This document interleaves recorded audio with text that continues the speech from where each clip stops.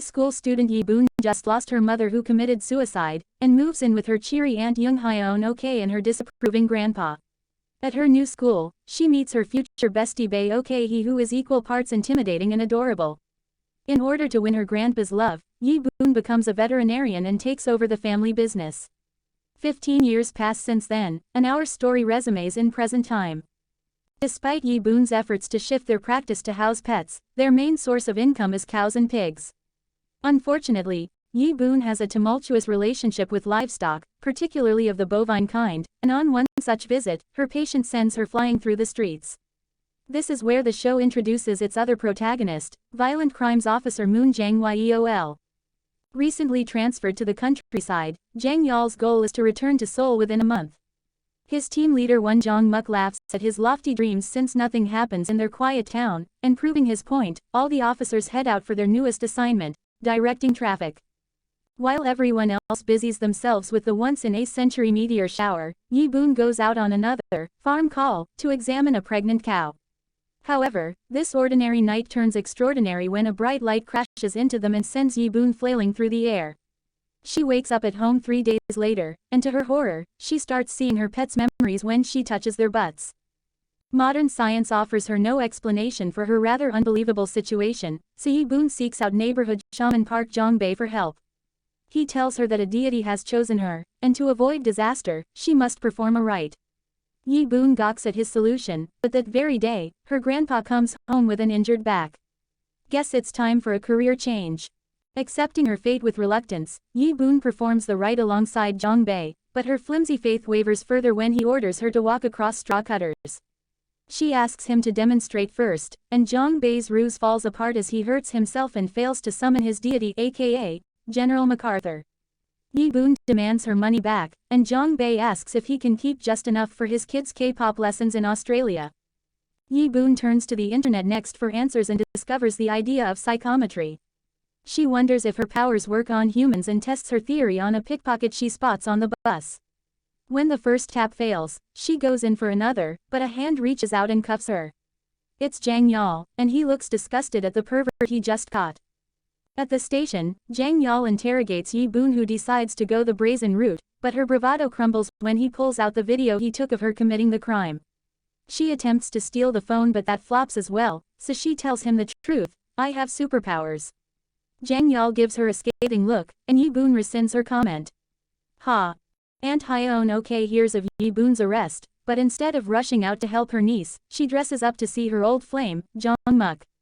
They get a cute and hilarious 25-21 parody flashback, but once we return to the present, Jong-muk bursts her bubble and throws her into a holding cell. Hey. Meanwhile, Yi Boon heads home, having already been released, and sighs at her useless powers. They don't even tell her winning lottery ticket numbers. As she laments her fate, a last-minute patient shows up at her doorsteps, and she helps an elderly pet owner connect with his dog. For once, Yi Boon realizes that maybe this power is a gift after all. As she sends the elderly man off, Ok-hee's younger brother Dak-hee passes by with Jang-yeol and introduces her to the new neighbor. She immediately gets into a spat with Jang-yeol, but even amid their animosity, Yi Boon rushes to the rescue when he slips on the stairs, only to catch him by his butt. While Yi Boon is distracted by her powers acting up again, Jang-yeol scowls at the pervert and tosses her to the ground.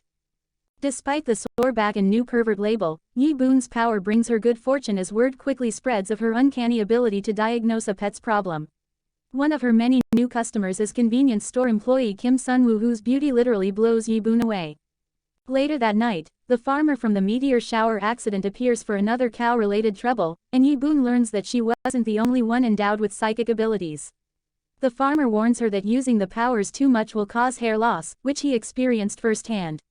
This new discovery sends Yi Boon into a panic, so much so that she closes the store indefinitely. Her aunt has other plans in mind, though, and secretly sends Yi Boon off to a fish farm to work. At the farm, Yi Boon meets with an underclassman from veterinary school who looks exhausted, and she soon finds out why. They have to vaccinate 10,000 fish. By nightfall, Yi Boon is a shadow of her former self, and rather than die on this god-forsaken farm, she decides to test her luck by swimming back home wearing a makeshift diving suit. The owner of the farm catches her trying to escape, but instead of stopping her, he goes along with her outrageous lies until she gives up on her foolish quest.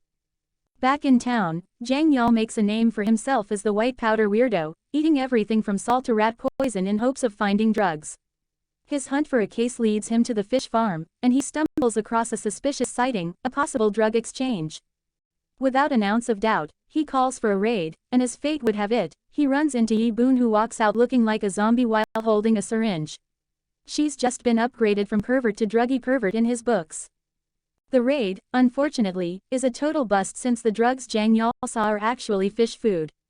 As for Yi Boon, she makes herself at home in the police station and even gets a blanket for her tired underclassman. As she drapes it over him, her hand brushes against his rear, and she sees a strange vision of a bloodied woman. Hearing of Yi Boon's predicament, Hyeon Ok arrives to free her, but Jang Yal barely bats an eye at her demands. However, as soon as family friend and Assemblyman Cha Ju-man makes an appearance, Jang Yal folds his body in half and becomes his personal bodyguard for the visit. The rest of the night ends without any more mishaps, and Jang Yal falls asleep at his desk without writing a single word on his apology form. With her newfound freedom, Yi Boon spends it at the convenience store to, coincidentally, meet Sun Woo, and to her delight, he invites her out to go save an abandoned kitten. On their way, they pass Jang Yal and his team who are on an onion murder case, and he warns Sun Woo to be wary of the butt pervert. While rescuing the kitten, Yi Boon sees a memory of someone hiding bottles in a field, so she goes out at night to double check. As she digs in the dark, Jang Yal also happens to patrol that area for evidence, and our hapless heroes end up scaring each other. After running in a circle like headless chickens, Yi Boon and Jang Yal realize their mistake, and their fears turn into annoyance. Noticing the pesticide bottles, Jang Yal asks how she found the evidence, so Yi Boon answers truthfully, telling him about her psychic powers. He, of course, calls her strange, but an inkling of doubt seems to linger in his mind.